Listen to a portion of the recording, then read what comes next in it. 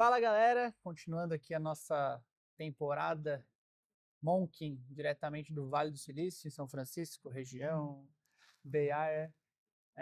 Muito legal, eu sou Eduardo, fundador e CEO da Monkin, estou aqui com o Reinaldo Parreiras. Vai se apresentar pra gente e prazer. Prazer estar aqui com vocês, prazer falar com você, Eduardo.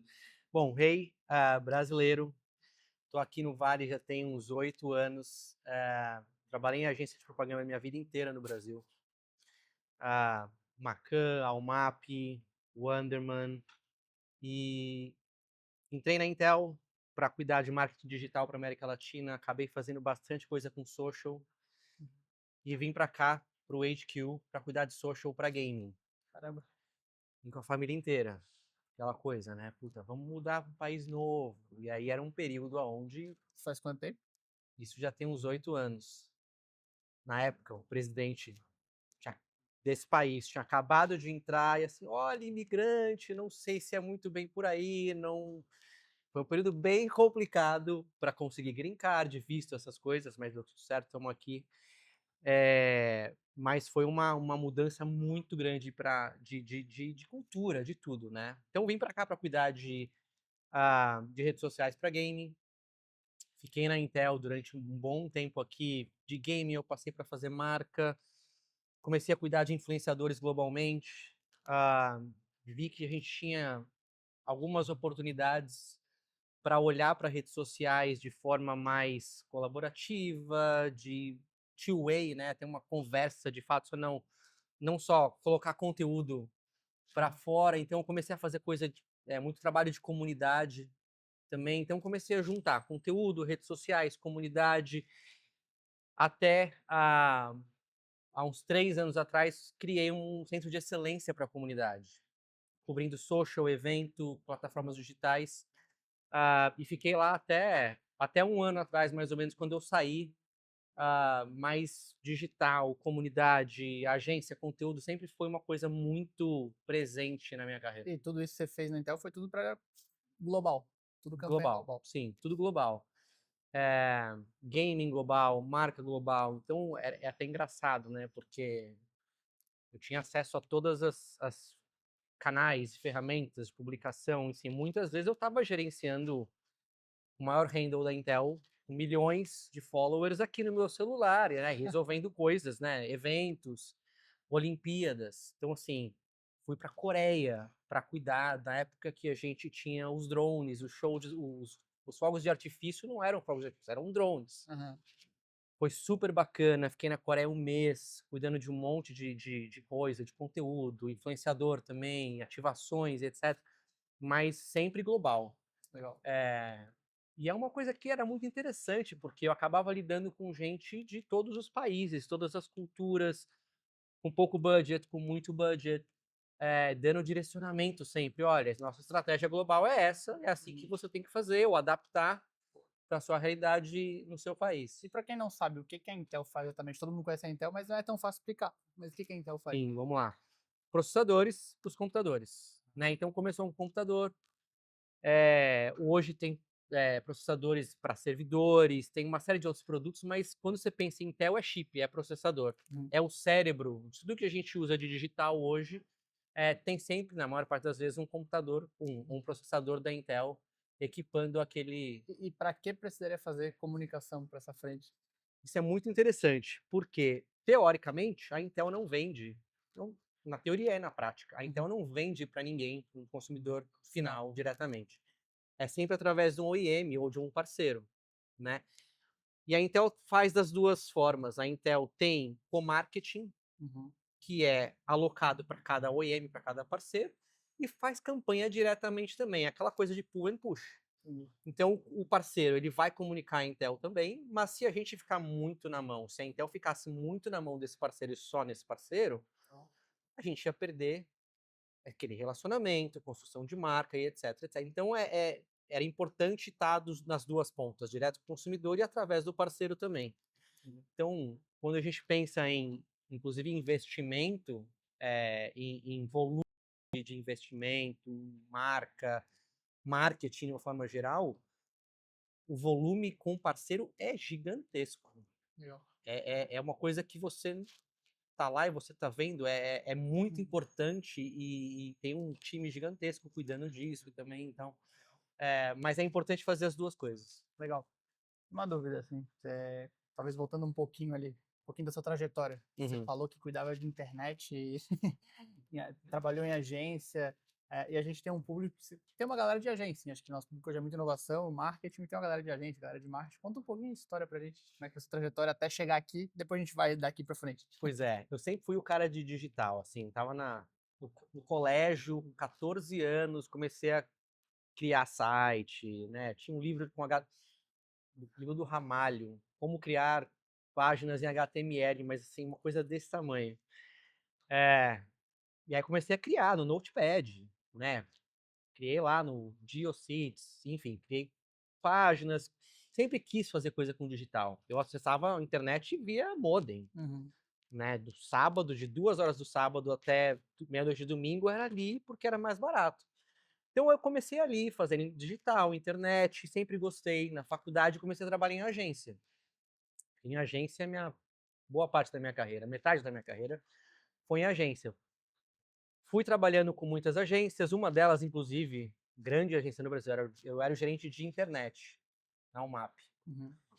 Então, Internet muito bom. eu era o cara que cuidava de internet. Então, tinha um time que criava as campanhas e tinha o cara que adaptava as campanhas para a internet naquela época.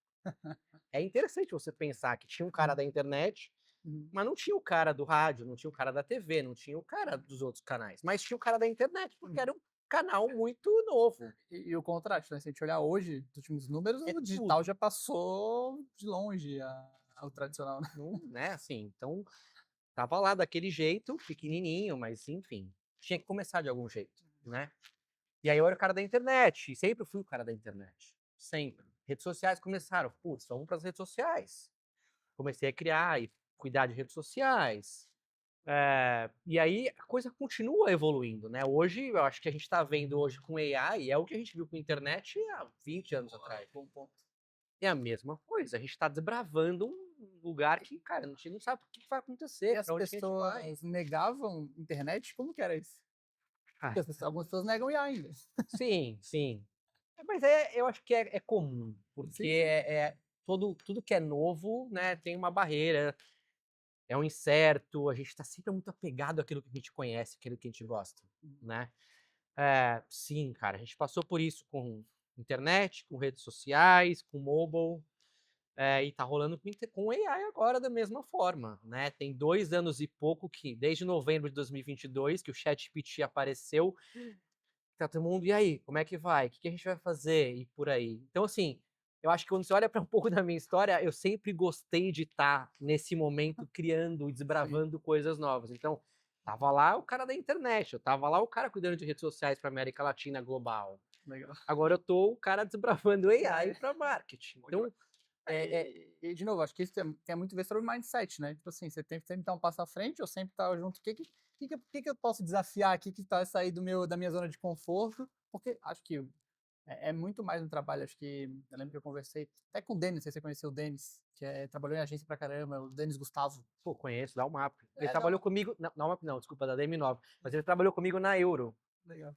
Gente Muito boa. E boníssima. ele me falou uma frase que eu nunca esqueço. Eu fui numa palestra, a gente fez um evento em Floripa, e ele falou uma frase assim: cara, existe Skype há um tempão, existe Microsoft, não era nem Meet, era Microsoft Teams há um tempão. Mas as pessoas começaram a usar quando veio a pandemia que obrigou. Então, assim, a tecnologia já estava na frente, o problema é Sim, o mindset das pessoas. sim. O problema nunca é a tecnologia. A gente tá falando de AI, de AI. E assim, converso com um monte de gente, né? Trabalho com empresa e tal. A galera acha que simplesmente dar acesso ao Uhum. ChatGPT vai mudar tudo. Não. É sempre importante trazer aquela coisa, a tecnologia são as pessoas e os processos. Sim.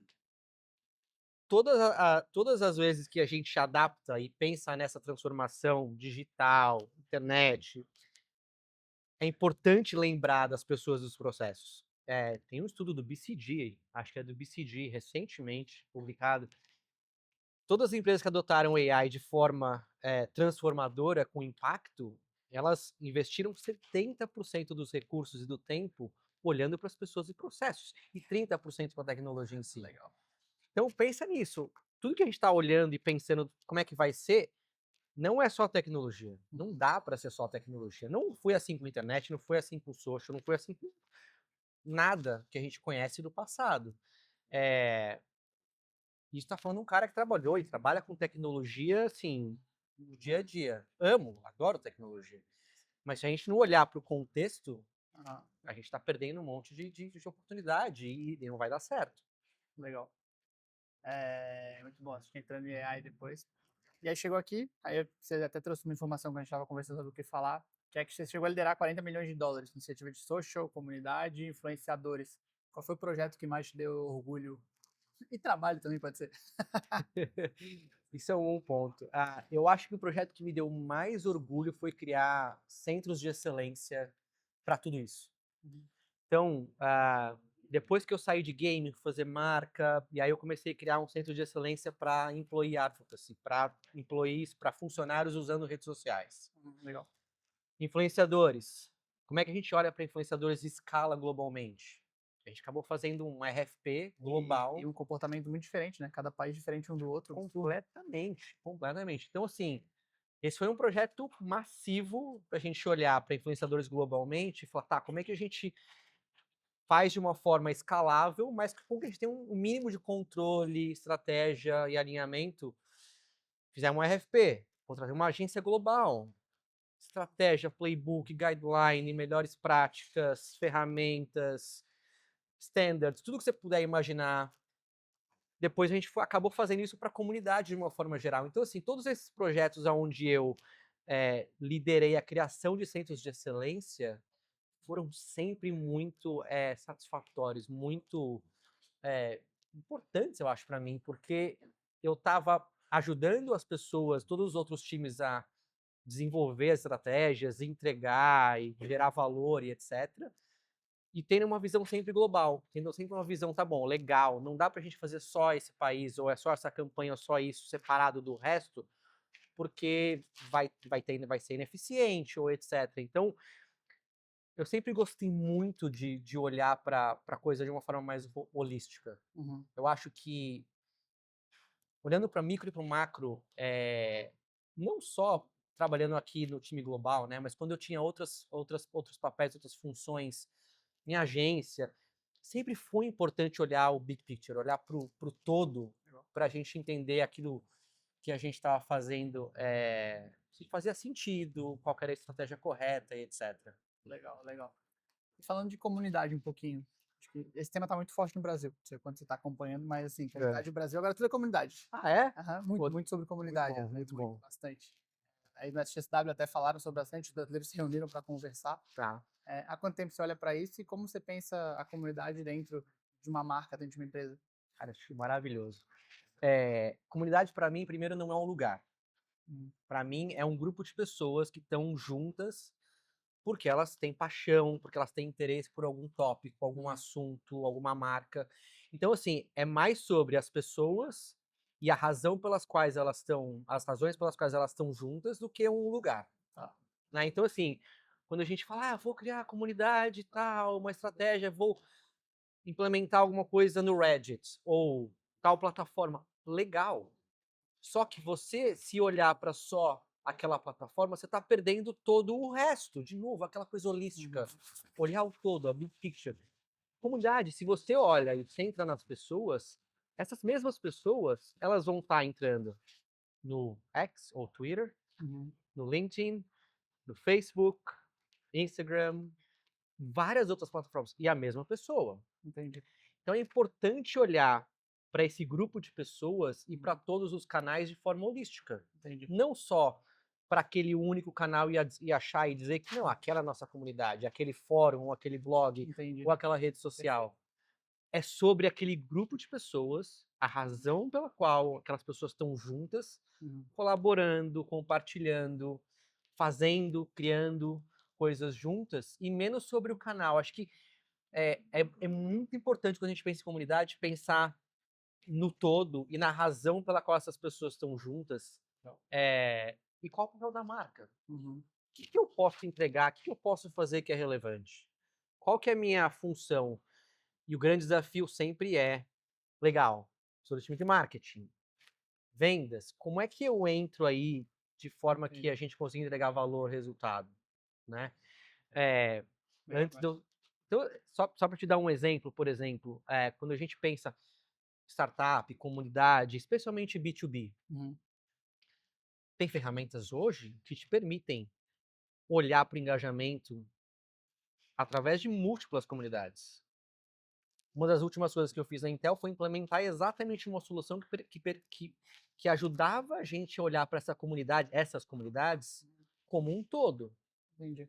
Porque se eu entendo que aquela pessoa está engajando comigo através de múltiplos lugares e com uma certa frequência, ou a frequência aumentando, eu entendo que aquela pessoa está ficando cada vez mais próxima de comprar alguma coisa. Então é importante a gente olhar para a comunidade não só dessa forma fluffy ou Hum, relacionamento, hum. vamos lá, é só engajar, uma hora a gente vai converter, uma hora a gente vai vender. Não, ok, a gente tem que entender que, né, é uma empresa, precisa vender de alguma forma. Existem formas de você, de certa forma, trazer essa pessoa ao longo daquela jornada, daquele funil, e trazer comunidade ao longo dessa jornada. Então é pensar a comunidade não sobre um canal, um lugar, mas como um todo. Legal, legal, legal. Colocar as pessoas primeiro do que antes de uma plataforma Boa. especificamente. E que dica você daria? Acho que entendo essa dica geral, mas assim, quero começar a fazer uma comunidade em minha empresa, eu quero criar uma comunidade. Acho que tem um primeiro ponto que é a empresa não cria comunidade, é a comunidade que cria a empresa, né? Cria marca, acho que tem isso. Mas, quero começar um movimento. O que como você fazer? Eu tenho recebido muito essa pergunta ultimamente, tá? Eu Tá. quero a comunidade dos meus clientes, dos meus parceiros. Primeira coisa que eu faria é, quem são eles, vai lá e fala com eles, conversa. O que você faz? Por que você gosta do que eu te ofereço? Por que você compra o produto de mim? Como que eu posso te entregar mais valor? Eu acho que se você começar essa conversa perguntando como eu posso te entregar, mais valor, o que eu posso fazer a mais para você, quais outros lugares que você está presente, que parceiros existem hoje que te entregam um valor parecido, mas eu acho que tem que começar com uma conversa. Tem que começar com um grupo de pessoas que você vai ter uma conversa aberta, que você vai bater um papo. Legal. Eu acho que não tem comunidade sem esse tete a tete, Uhum. sem esse papo, sem, Sim, sem ter essa relação mais humana. sim. Não dá para construir comunidade sem entrevistar, sem Uhum. conversar, sem entender o Porque tem que ser bom para todo mundo entre eles, não tem que ser aquele medo, assim, pô, a comunidade é eu, você e o João. Cara, você tem que conversar com o João igual eu tenho que conversar, então tem que ser bom para todo mundo, né? E às vezes a empresa quer ter o controle que ela não tem uma comunidade, torna um só ela fala, e aí volta pro marketing antigo onde o cara não tem voz. E esse é o problema, porque assim, tá aqui o cara falando que gerenciou influenciadores globalmente, que executou muitas campanhas de influenciadores. Para te dar um exemplo de marca querer ter o controle. Hum, Briefar um influenciador e esperar que aquele cara vai criar da forma como a marca está acostumada não existe. sim. Você tem que entender que a hora que você brifa esse influenciador, você tem que esperar que vai ser uma coisa diferente do que você está acostumado. Você tem que aceitar o criativo, a mensagem, porque aquele influenciador conhece a audiência como você não conhece. É parecido com o que a gente está falando de comunidade aqui, porque a marca hoje tem que se acostumar de que a gente não tem mais o controle, nunca teve. Uhum. A gente tinha a percepção de que tinha, mas a gente não tem, a marca não tem controle de nada que acontece. A marca são as pessoas, o que elas percebem, como elas interagem, né? Então é difícil, porque no final das contas, pô, se eu não tenho um controle, e aí? O que eu faço então? Como é que eu gerencio essa marca? Como é que eu gerencio essa comunidade, esse programa? Antes, eu tinha um canal, eu botava uma propaganda, total controle. Hoje, eu ponho conteúdo nas redes sociais, vai saber o que vai acontecer. Eu tenho parceria com influenciadores, muitas vezes, diferente daquilo que eu estou acostumado, que eu entendo como de qualidade. Legal. Comunidade, a mesma coisa. E a gente não está nem começando a falar de AI ainda, onde as pessoas estão começando a criar, né? De uma semana para cá, tanto o Google quanto o OpenAI Uhum. lançaram features, capabilities incríveis para a imagem. Então, Não, assim, que vai acabar acontecendo, as pessoas vão acabar criando muito mais coisas. Aham. E aí, qual o nosso papel como marca? Legal. De novo, né? E até, desculpa, porque às vezes eu vou acabar falando termos em inglês, porque Não, não, tá em casa. enfim, às vezes a coisa fica um pouco complicada do português e com o inglês, meu cérebro não processa tudo tão rápido. Boa. Cara, entrando em AI para marketing, acho que não tem como fugir. A curto prazo, que aplicações você acha que toda marca não pode fugir de jeito nenhum? Eu vou fugir do criação de conteúdo, porque eu acho que tem que começar por aí. Uhum. Mas tem uma coisa que pouca gente fala a respeito, que é olhar para AI como um parceiro estratégico.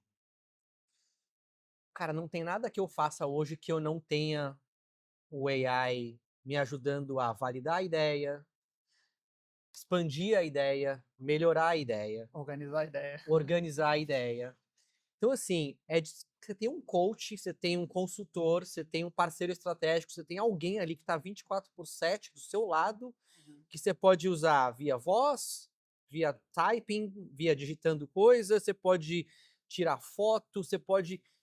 O input pode ser de N formas, né? Assim, vira e mexe, eu tô dirigindo, mas e isso, e aquilo? Aí você liga lá e conversa e fala.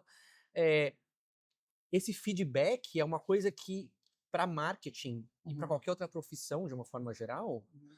é incrível. Eu vejo pouca gente falando e usando AI nesse sentido. A decisão É, estratégica mesmo em alguns momentos, né? sim. Olha o que a gente consegue fazer hoje com Deep Research. Eu não sei se está disponível no Brasil. Tá Ah, sim, tá sim. tá, né? Uhum. Eu sei que Claude chegou no Brasil tem pouco Uhum. tempo, mas enfim, é incrível o que você consegue fazer com o Deep Research do OpenAI hoje. Você consegue montar estratégia, você consegue ter pesquisa muito profunda sobre um determinado assunto, Uhum. né? Então, assim, eu acho que, precisa saber, precisa entender tudo que tem de possibilidade, que modelo usar, que feature usar, como brifar, Uhum. né? Como você vai prompt aquele modelo de AI. Mas à medida que você sabe isso, e você consegue olhar para o AI como parceiro estratégico, cara, você consegue extrair um valor ali, você Uhum. consegue aumentar a sua produtividade, a qualidade do seu trabalho absurdamente. Sim. Absurdamente. E aprende a usar, né? Tipo assim, vamos lá. Nos roteiros que eu faço aqui, hoje é feito por AI, mas assim, precisa ter aquele meu. Eu já sabia o que eu queria conversar, só que eu precisava organizar de certa forma. Sim, E precisava de mais perguntas, e precisava de entender. Então, assim, eu tava falando com um amigo meu hoje, ele falou, pô, mas e a criatividade, cara? Pô, tá fazendo entrevista sem. Eu falei, não, eu tô usando como um assistente estratégico, um assistente não, como um pô, parceiro estratégico. Falei assim, ó, é o seguinte, eu vou entrevistar hoje o rei, isso aqui, LinkedIn aqui, o que, que eu posso falar de pergunta a mais, tirando essa linha? Então, ficou muito mais completo, muito mais profundo do que eu viesse aqui sem nada e sabe, vamos conversar. Sim, cara, por mais que o papo ia ser legal, mas ia ser muito legal para mim e para você. Talvez para quem tá assistindo, não ia ter as perguntas que o mercado quer ouvir, quer sim. saber. Então, acho que talvez a minha pergunta tá muito ligada a isso. Como que você vê a criatividade junto com o AI hoje? Talvez foi a primeira pergunta, no mundo profissional foi a primeira coisa que apareceu. Ah, vai matar a criatividade. Como é que você vê hoje? Essa é uma pergunta complicada. Eu vejo sobre vários aspectos. Eu acho que ah, eu tenho amigos ainda em agência, né? Eu acho que AI hoje a curto prazo está sendo usado para melhorar a ideia, para validar a ideia, para fazer mockup, para, né, desenhar storyboard, para muitas vezes validar a ideia, né? Cara, hoje você pode usar dados sintéticos ou usuários sintéticos para testar muita coisa. Pô, tenho essa ideia, em vez de você usar sei lá, Ir pra X, rua ir fazer. para a rua e fazer pesquisa formal, você pode ali rapidamente validar e você pode simular o seu consumidor, sua audiência ali e falar assim, eu quero que você atue como essa audiência, tá aqui minha persona e tal, isso funciona, isso não funciona, me dá feedback, Uhum. né? Então, assim, eu acho que você tem ali um feedback rápido, Sim. de de baixo custo, Uhum. que pode te ajudar a melhorar as ideias, etc. Então, a curto prazo, eu acho que a AI tá aí sendo usado para ajudar e criar coisas melhores, ideias melhores, produzir coisas melhores, mais rápido e etc. Ah, a longo prazo, eu não sei o que vai acontecer. É muito, não tem como. Até porque ao longo prazo de AI pode ser amanhã, pode Assim, ser 2 semanas. Eu acho que uma coisa legal para falar para quem está assistindo é, até ontem não dava para escrever texto pela criação de imagem do ChatGPT. Talvez para quem está vendo agora é óbvio, mas até ontem não dava. Eu postei no meu Instagram, no meu LinkedIn agora todo mundo que eu já entrevistei, peguei as fotos, joguei lá e falei, cria uma imagem e com uma placa escrito Monkin por aí. Conseguiu. Até anteontem não dava, tá? Para quem tá nesse. Talvez a galera tá assistindo isso, sei lá, um mês depois de criar isso, cara, não dava, assim. São coisas. A gente tá vivendo um negócio que a partir de sim, agora mudou completamente. Eu consigo fazer uma arte completa via um criador de imagem sim, 100%, sem preocupar com mais nada, né? é maluco, porque assim, trabalhei na Intel, Lady Moore, né, a capacidade de processamento, os chips, dobrava a cada 1 ano e meio. Tem estudo que saiu recentemente agora, dizendo que a capacidade, os modelos eles estão ficando mais inteligentes a cada 7 meses. Né? Então, assim, novas features, novas coisas estão acontecendo num nível muito mais rápido. É difícil de keep up, de ficar atualizado, de você se manter atualizado com tudo que está acontecendo. É, mas olhando para a criatividade, trabalho criativo, eu acho que sim, o ser humano sempre vai estar lá. Ele sempre vai estar numa posição de destaque, de liderando esse processo, né? Sim. Principalmente porque os modelos de AI, eles são treinados com base no que o ser humano cria. Uhum. E eles geralmente estão te entregando até agora, e vão Uhum. provavelmente continuar entregando, Uhum. o trabalho médio, aquele average, né? Aquela coisa com base em tudo que eles já foram treinados. Então, Sim, teoricamente, não tem nada sendo criado de novo, entendi. porque é tudo com base no que ele foi treinado. Agora, à medida que você vai juntando 10, 30, 40, Uhum. 50, milhões de Uhum. coisas ao mesmo tempo, posso considerar que aquilo está sendo, de certa forma, algo novo? Posso, eu acredito que Aham. sim. Até um exemplo legal da imagem que eu criei agora. Todo mundo tá criando, não sei se virou uma trend no Brasil, deve estar. Que é, a pessoa pega uma foto dela ou com alguém e vai lá, GPT, transforme isso no estúdio Pixar, transforme isso no É, estúdio, em quadrinho. Quando pega uma ou duas pessoas, é super tranquilo. Eu fiz com 12 pessoas, então eu peguei 12 fotos e fiz. Já é, começou a ficar muito mais complexo. Então, se eu não dou o prompt certo, se não entendo, eu tive que fazer umas 5, 6 vezes para ser certo. Eu acho que é um exemplo é, pequeno que mostra assim, pô, pra fazer uma coisa simples, vai fazer. sim, Mas a partir do momento que começou a dar uma complexidade, errou várias vezes. Eu falava, não repita as pessoas. Como eu apareci em todas as fotos, apareceu umas 3, 4 vezes. Não, eu não, só posso aparecer uma vez. Aí você começa a dar um prompt, aí erra a camiseta. Então, assim, é um exemplo pequeno que, assim, a partir do momento que é uma coisa só, é super tranquilo, ele vai acertar. Mas quando você começa a ter complexidade, eu tenho que entender o que eu tenho que pedir, eu tenho sim, que ter uma noção de prompt. Então, ainda depende muito de ti, ele não vai criar sozinho. sim. Não vai criar. Se isso é uma coisa básica, mas ainda é complexa, no nível de escala, imagina quando fala de 30 mil dados, 3 milhões, 3 bilhões de dados no banco de dados. Tá?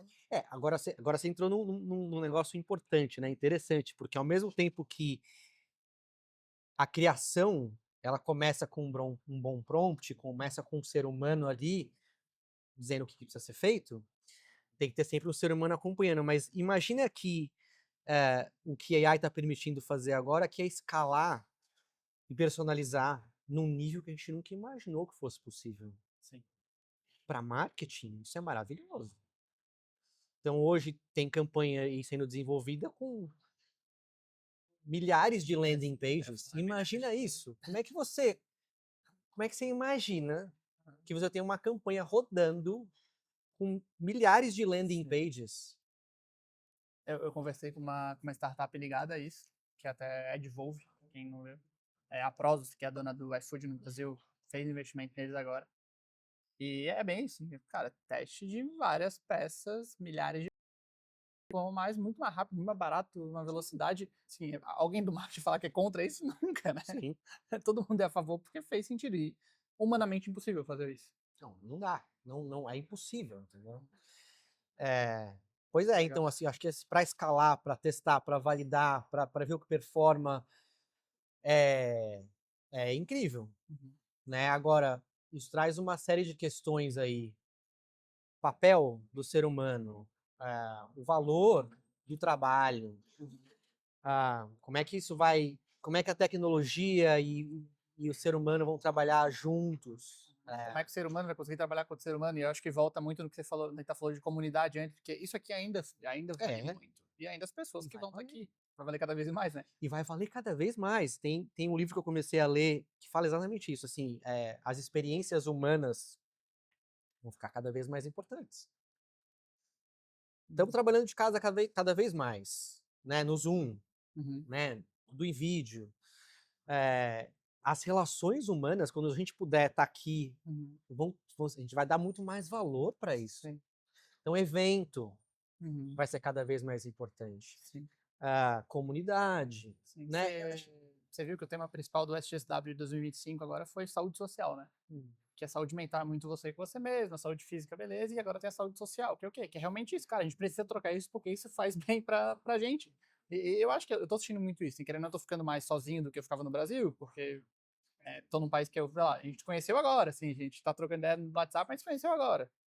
Então, assim, conhecendo as pessoas, e a troca é muito legal, né? A gente troca muito mais, a gente senta aqui em conversa antes, então acho que eu comecei a prestar muito mais atenção nessa troca social depois do South by Southwest, porque tem isso, a saúde social é realmente importante. Então É. você tem que ir pra rua, você tem que conversar com as pessoas, tem que ir pra eventos, tem que chamar, porque tá acabando. E quando a gente fala nos Estados Unidos, o número é absurdo, assim, o número de jovens.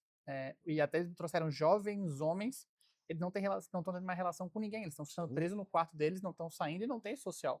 E aí isso é uma crise que pode, a longo prazo, a curto prazo, estourar algo Olha o muito que está ruim. acontecendo no Japão, já há alguns anos, há 10, 15 anos. Uhum. O que está acontecendo aqui hoje nos Estados Unidos, está falando, tá acontecendo no Japão já há muito tempo. Uhum. É preocupante, Sim. né? Então, assim, quando a gente pensa em marketing, quando a gente pensa em marca, a gente tem que entender de tudo isso, né? Ah, olhando para digital ainda, quando as redes sociais começaram, quando a internet começou, tudo era com base na rede, no papel das redes, na conexão entre as pessoas, em aproximar e não em distanciar. Verdade. Quando a gente olha lá atrás, era sempre. E eu tenho essa imagem, né? Toda vez que eu falo de internet, de rede, eu olho nas conexões, nos nodes, Uhum. né? Teoricamente era para aproximar. Quando você pensa o Zuckerberg falando, apresentando o Facebook, lá atrás, não, é a Ágora, é a praça de conexão. Mas tá, legal, bacana. A gente tá assim, né, conectado.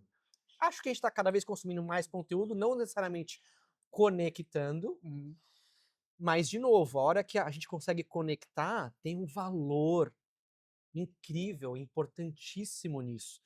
E essa coisa de olhar para isso, eu acho que cada vez mais importante. Legal. Agora indo para umas perguntas mais, mais rápidas e na Ah, linha, podemos discutir sem problema, mas trazendo aqui. O que você acha que vai aparecer ultrapassado no marketing nos próximos 2 anos por causa de AI? putz, ultrapassado? Ou o que você acha que já está ultrapassado e ainda Ah, fazem? em que sentido? Me dá um. Seja de tecnologia, seja de comportamento. Ah, cara, eu acho que. Eu sempre achei ultrapassado pensar campanha como um asset, como investir todo o seu dinheiro, todo o seu budget do ano para fazer uma campanha, ou um asset, um criativo. E eu vejo muita gente fazendo isso ainda. Pensando de uma forma muito pontual. Eu acho que AI te permite ter múltiplos customizáveis, personalizáveis, ah, e te permite estar em múltiplos lugares, e te permite ter uma multitude. É uma coisa que eu sempre questionei para campanha, para propaganda de uma forma geral. Eu acho que as redes sociais começaram um pouco nesse aspecto, né? De, putz, não, a gente tem que criar conteúdo, em vez de criar uma campanha a cada 6 meses, Uhum. eu preciso estar lá 2, 3 vezes por semana. Sim. Eu preciso gerar uma conversa, eu preciso gerar engajamento, eu preciso participar Uhum. daquele lugar, daquele canal, 3 vezes por semana, pelo menos, 2, dependendo do canal. Eu acho que AI tá trazendo uma nova realidade para essa discussão de quantidade, qualidade, de impacto, né, de personalização. Então, eu acho que são coisas que a gente precisa começar a se acostumar e começar a trazer mais para a pauta. Mas, de novo, um outro assunto que a gente acabou de conversar aqui, pesquisa. Eu sou apaixonado por olhar para synthetic users, para validação, para testar ideias, para usar AI, para replicar comportamento, para me dar feedback real, né? Então, assim, esse ano, Super Bowl, 7 milhões de dólares, se não me engano, uma propaganda de 30 segundos, ou 60, se não me engano. Marcas investindo um absurdo para a produção daquele mesmo comercial, depois para veicular e fazer uso daquela campanha ao longo do ano. E aí, todo ano é a mesma coisa. Qual vai ser o melhor Super Bowl ad? E aí tem uma pesquisa que é feita por um veículo de comunicação daqui todo ano para tentar identificar qual que é a melhor propaganda. O que eu fiz esse ano? Eu falei, tá, será que eu consigo, usando AI, identificar e prever qual que vai ser a melhor propaganda? Eu errei por 0,01 pontos a melhor propaganda. A minha melhor propaganda foi a segunda melhor propaganda, pela uma diferença de 0,01 pontos. Não foi por 10 pontos, foi por 0,01. Usando AI. Então, assim, eu peguei dados dos últimos anos, treinei o ChatGPT com base naqueles dados. Falei, olha, com base em histórico, me diz o que você acha que vai ser a melhor propaganda. Série de critérios, analisamos todos os vídeos e etc. Mas então, assim, esse é um outro tipo de coisa que vai ser velho, vai ser antigo. Sim. Imagina que agora você está criando uma campanha e você tem um script. Porque você tem dados dos últimos 2 anos, 3 anos, das últimas campanhas, você pode treinar esse AI e falar, me dá feedback sobre esse script. Antes seria o quê? Você ia pegar um dashboard, ó, vendemos isso aqui, a campanha deu isso performance. Pô, você pega todos os dados, ponto por ponto, cidade por cidade, volume. Vai ser um negócio absurdo. Né? Cara, assim, um décimo do custo, nem um décimo, muito menos do custo, muito mais rápido, né? Antes de chegar no storyboard, antes de chegar na produção. Muito mais assertivo, mais barato. Então, começa a validar essas ideias. Legal demais. Testa 5 ideias. Né? Então, assim, de novo, quando você começa a trazer AI como parceiro estratégico, você deixa de olhar para AI só como um criador de conteúdo. Me dá um título, me dá um copy, me dá 3 opções de subject no e-mail. Não. Se você olhar para o processo como um todo, para cada etapa, você vai achar um lugar onde você pode trazer AI para te ajudar, para melhorar. Talvez daqui 2 anos o errado vai ser como usavam hoje, né? Como a cabeça estava só para gerar conteúdo, gerar prompt, gerar... Não, hoje pode gerar um... Eu vi o Bruno Stefani, vocês conhecem o Bruno Stefani, que era diretor da Ambev, e hoje consultor aí, os caras que mais entendem de inovação no Brasil. E ele fala que é o fim do search e agora o início do research, né? Que assim, agora vamos ter muito mais dados, vamos imputar muito mais coisa, não vai só buscar. A gente vai fazer toda a pesquisa para ter um negócio mais completo. O que é preocupante.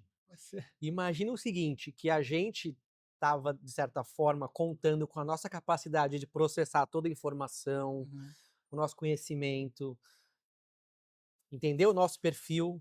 Eu penso assim, eu gosto disso, eu gosto daquilo. Hoje, não necessariamente hoje, mas em breve, você vai contar com AI para fazer tudo isso para você. Entendi. Será que a gente vai chegar num ponto onde a AI vai conseguir entender não só os dados externos, mas como te entender para te entregar uma coisa personalizada e customizada para você?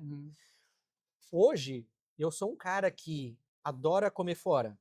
Aí eu vou pesquisar qual o melhor restaurante aqui em São Francisco. Legal. Só que o melhor restaurante para você é diferente do melhor restaurante para mim. Então, eu acho que AI hoje, ele tá muito olhando para tudo que dado que existe, né? E aí traz dados de comunidade, de sites, blogs, etc, para fazer essa pesquisa para você. Ao mesmo tempo, provavelmente a gente chegue num cenário onde AI vai te conhecer tão bem que vai estar contando com esses dados externos e aquilo que você gosta e aquilo que você é. Você já fez aquela pesquisa que fala assim, o que você acha sobre mim? Já fez pro ChatGPT isso? Não. O que você acha sobre mim? Daí ele fala, eu acho que você tá sem medo, sem pisar em ovos, o que você acha de mim? É uma porrada. Assim, o meu chegou assim, você tá querendo fazer muita coisa. Você tem que parar um pouco mais pra você. É uma porrada assim, e imagina, sei lá, 5 anos, eu tô usando há 1 ano, 2 anos, 2 anos, mas usando mais afim, vamos lá, 1 ano, que eu uso pra qualquer coisa. Aqui em São Francisco, estou na região onde eu posso almoçar, não gosto de comer comida chinesa, o que que tem? Imagina daqui a 5 anos, com as informações que eu dei. E aí entra em tudo, sabe? Desde quem que eu entrevistei no podcast, o que eu visitei. Ah, tive em São Francisco, quem eu visitei? Ah, você ficou nessa. Sim, vai ter um histórico meu de comportamento que vai ser muito legal, claro. E mas tem que saber usar, porque imagina uma geração, sei lá, eu tenho 30 anos, eu uso há 2, vou estar usando há 5. Sim. E a minha filhada que tem 8 anos e vai estar usando há 30 anos. Sim. Como vai ser? Ela não vive sem igual, não vive sem celular, mas de uma forma muito mais que conhece e sabe da vida, e aí entra naquilo que você falou, talvez a primeira coisa que tem que usar estrategicamente como seu parceiro de vida, assim, um clone que vai estar do seu lado, porque vai resolver muitos problemas. E presta atenção aonde que você está deixando seus dados, a privacidade, né? Assim, então tá coletando uma série de coisas ali. O Google tem uma página que você pode entrar e olhar tudo que o Google tem de dados seu, né? Assim, o que ChatGPT tem de dados seus hoje, né? Outra coisa que é interessante você fazer, tem alguns testes de personalidade, Myers-Briggs, DISC. Hoje você pode fazer um teste desse e pegar o resultado desses testes e entrar no ChatGPT e falar: toda vez que você conversar comigo, você vai me responder com base na minha personalidade. Eu gosto de coisas mais diretas, eu gosto que você floreie, que você me dê assim ou assado. Então, assim, você já pode customizar, de certa forma, como é que você interage com AI hoje. Mas sim, a AI está ficando cada vez mais inteligente. Legal. Né? Você vai ter cada vez mais dados. A gente já tem dados em tudo que é lugar. A gente tem que, de certa forma, ser inteligente também nos lugares, em como a gente usa esses dados. E como marca, teoricamente, a gente tem uma multitude hoje de dados que a gente pode usar para targeting, retargeting, para tudo. Agora, tem uma questão que é importante para as marcas também terem consciência de como usar privacidade, como no Brasil tem uma série de legislação, assim como aqui. Então, a gente tem a oportunidade, a possibilidade, mas tem que usar aquilo de forma responsável, né? E assim, a gente está confiando de que a AI vai também fazer uso desses dados de forma responsável, mas é uma confiança, é uma coisa que a gente ainda não sabe muito bem para onde que vai. Ainda estamos numa fase muito nova, né? Imagina, a gente pode chegar e acho que está muito na fase de experimentação e, querendo ou não, confiar no que vai acontecer e usar, porque acho que está aí, né? Tipo, eu tenho um irmão de 19 anos e a gente conversa muito sobre isso, porque é uma geração completamente diferente. O jeito que ele usa é completamente diferente de como eu uso e ele é dev.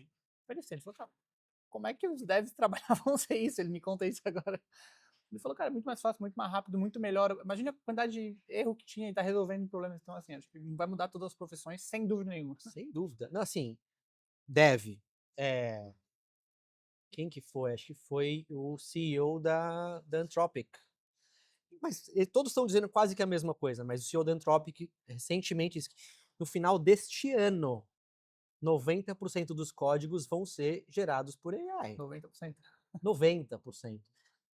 O que eu fiz de uma semana para cá? Então, assim, de novo, tava te contando, né? Eu tinha 14 anos, comprei um livro, mas assim, gigante, 500 páginas, 400 páginas, para aprender a programar HTML no Notepad. Criei, fiz um monte de coisa, mas assim, imagina, hard code. De uma semana para cá, em 2 dias e meio, eu criei uma aplicação usando Lovable, e eu não sou programador. Uhum.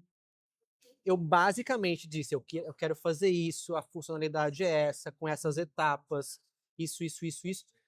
Construir uma calculadora para mensurar o ROI de AI em 2, 3 dias. Legal. O nível de complexidade, Não, e outra, né? sem ser programador. Não, mas você entende muito do negócio, né? Eu acho que é muito um paralelo até com o que a Apple faz, né? Que os programadores ou o time de CX tem que estudar psicologia, tem que fazer. E acho que é muito próximo, porque assim, você entende pra cada negócio mais do que um dev. Então você vai conseguir que o produto fique melhor porque você começa a dar os inputs certos. Então é um novo mundo. Assim. E que AI vai tirar o seu emprego? Não necessariamente. Mas se você não só souber usar AI, mas se você for um expert naquele assunto, provavelmente você vai perder seu emprego. Se você não for, né? Uhum. É importante que esse nosso expertise continue lá. Então, se você é um cara de criação de conteúdo, cara, continue sendo um cara de criação de conteúdo. Use AI de forma estratégica. Legal. Pense em como você vai usar a AI. Use, né? Eu acho que o expertise, o conhecimento, ele vai ser cada vez mais importante, porque isso a AI ainda não consegue replicar. Conhecimento do negócio, da audiência, alguém tem que estar lá, né? O human in the loop ele ainda e vai ser cada vez mais importante. Legal. Bate-bola, jogo rápido agora. Pergunta um ou Você outro. falou que era pra ser rápido, mas não foi, Não né? foi, tá legal. Pô, o papo tá legal, assim. Aqui a gente iria até mais tarde, mas a gente pode fazer a segunda parte numa próxima, mas bate-bola, jogo rápido agora. Pergunta: um app que você não vive sem hoje? Era o Claude, agora virou o ChatGPT. Por quê? Agora. Eu sempre gostei da proposta do Anthropic. Mais responsável, mas ao mesmo tempo eu acho que nos últimos meses, no último ano, eles ficaram um pouco para trás em termos de features, de capabilities. Não tinha acesso à internet até uma semana atrás, né? Então o ChatGPT acabou desenvolvendo muita coisa e virou uma coisa. Então, de novo, não só isso, mas a adoção do ChatGPT é 20, 30 vezes maior, o nível de volume de usuários é imensamente maior do que qualquer outra plataforma. Então eu acabei entrando também e usando muito mais do que eu uso as outras plataformas. Mas sim, com certeza. Boa. AI. Esperança, hype ou caos? Pode ser tudo isso? Pode. Eu acho que não é nenhum nem o outro. Eu acho que é um pouco de cada. Boa. Perfeito. Melhor rede social hoje pra você? Eu acho que difícil dizer a melhor. Eu acho que tem a rede social para cada coisa. Mas para negócio eu acho que é LinkedIn. Eu acho que durante muito tempo Twitter foi. Twitter, eu ainda falo Twitter, né? X, eu não gosto de falar X. O X foi durante muito tempo a plataforma, mas eu acho que deixou de ser. Ainda tem o Tech Twitter, né? O Tech X. Sim. A developer, galera de tech tá muito lá, mas eu acho que não é mais o que costumava ser. Então eu acho que plataforma hoje para negócio, sem dúvida, LinkedIn continua crescendo absurdamente, mas para outras audiências, TikTok, enfim, gigantesco, importantíssimo, Instagram, também, mas para negócio, acho que LinkedIn é a plataforma. Um influenciador que inspira você? Ah, Pode ser brasileiro ou global. eu influenciador que me inspira. Eu gosto de muita gente que tá falando de AI hoje. Eu gosto de gente que faz de influenciador de comida. Né? Mas eu não sei se eu tenho uma pessoa, talvez eu até tenha, mas eu não é difícil dizer tem essa pessoa. Eu acho que é influenciador que é relevante, que é autêntico, que cria conteúdo que faz sentido para mim, acho. Legal. Ah, Fechou? Ótimo. É, o que que o Brasil tem que aprender com o Vale do Silício e com a Califórnia? E o que que o Vale do Silício tem que aprender com o Brasil? ótima pergunta. O Vale do Silício tem que aprender com o Brasil a malemolência, a flexibilidade, a adaptabilidade, é conseguir fazer mais com menos, é flexível, sempre dá um jeitinho, Uhum, né? Eu acho que o Vale do Silício acho que tem um pouco isso, os Estados Unidos menos, uhum. mas eu acho que o Vale do Silício acho que tem essa flexibilidade. Mas eu acho que sim, tem que continuar fazendo e aprendendo com o Brasil. E aprender também a questão das relações, da proximidade, das relações humanas. Eu acho que são duas coisas importantes. O que o Brasil tem que aprender com os Estados Unidos? Eu acho que ah, quase que o oposto. Não É, precisa ser tanto. eu acho que assim, eu acho que tem uma coisa muito interessante aqui de profundidade, de ser estruturado, de né, as coisas serem planejadas. Tudo é muito planejado, é tudo muito bem desenhado. Eu acho que na ânsia da gente fazer muitas coisas no Brasil, a gente acaba pulando etapas, a gente acaba fazendo, entregando, mas não de uma forma tão estruturada quanto as coisas são aqui. Eu acho que é achar o meio termo, né, dos dois lados. Nem tanto para um lado, nem tanto para o outro. Eu acho que são as coisas que a gente tem que aprender um com o outro e achar um meio termo. Legal. E talvez acho que você é a pessoa, pelo menos por enquanto, tem mais algumas entrevistas, né, mas está mais tempo nos Estados Unidos, né? O que que te faz ficar tanto tempo aqui? E pode ser vida pessoal, profissional, tanto faz, mas o que que te faz ficar tanto tempo? Eu acho que é os dois. Eu acho que o acesso à tecnologia, às pessoas, né, tá aqui, no Vale do Silício, vim numa reunião para discutir agentes de AI. Na semana que vem você vai discutir um outro assunto. Tá próximo do que está acontecendo. Eu acho que ter acesso Seja, a tudo isso é muito interessante para mim. Minha família também gosta. Meu filho nasceu aqui, minha filha nasceu no Brasil, mas eles falam inglês em casa. Assim, a gente puxa para falar um pouco de português, mas assim, fui levar minha filha na escola não, na aula de ginástica olímpica ontem, eu o caminho inteiro falando inglês, né? E eu assim, puxando coisas em português, mas ela, quantos ela tem? ela tem 11. Legal. Então, assim, para eles, eu acho que a vida deles já tá aqui Uhum. também, né? Eu acho que a gente ir para o Brasil, voltar para o Brasil, seria difícil. A gente vai para o Brasil todo ano, mas a gente está acostumado aqui já, Legal, né? A gente se acostumou. legal. Duas perguntas para fechar.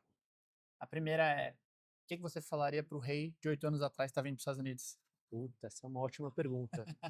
Eu diria vem, e vem. Tudo vai mudar. Você vai descobrir um monte de coisa, vai dar tudo certo. Vai ser incrível, mas a vida é uma montanha russa que você vai descobrir, aí você vai aprender, e você vai desenvolver, e você vai crescer profissionalmente, pessoalmente, e segue, e vai, e vem. Legal, Mas vem. boa. Para fechar, que dica você dá para quem está assistindo? Pode ser dica pessoal, profissional de marketing de AI, Estados Unidos, qualquer dica. Para quem está Ah, conhecendo você agora. eu acho que uma coisa importante é dar as caras, faz, testa, acredita, ah, e vai lá, e vai e faz. Um cara, Thiago Matos, no Brasil, da ex-perestroika, né? Agora ele é consultor de inovação e etc. Ele tem um livro que é exatamente isso, vai lá e faz. Testa, experimenta. Eu acho que a gente está entrando num ciclo onde as coisas estão mudando cada vez mais rápido. Uhum. Se você não estiver lá, testando, experimentando, você vai ficar para trás. Você vai perder o novo ciclo. Não vai conseguir acompanhar. Uhum. Então, eu acho que a gente tem que estar experimentando sempre. Tem que estar testando, tem que estar né, nessa busca por conhecimento, de experimentação cada vez mais e estar acostumado a aprender. Eu acho que a gente tem que estar acostumado a aprender e desaprender. Eu tenho que desaprender e aprender quase todos os dias. Sim. Né? E ser resiliente e entender que, cara, você sabe disso, mas não sabe daquilo e continuar Perfeito. desaprendendo e aprendendo quase todos os dias. Fechado, muito obrigado pelo papo. Acho que, pô, aprendi pra caramba e tenho certeza que a galera aprendeu muito sobre a sua carreira, sobre marketing AI, sobre esse. Acho que sempre tá um passo à frente, é super legal. Acho que você trouxe muito, assim, pô, desde quando você era o responsável por internet até agora. Então, boa sorte. Obrigado. É um prazer. E valeu, galera.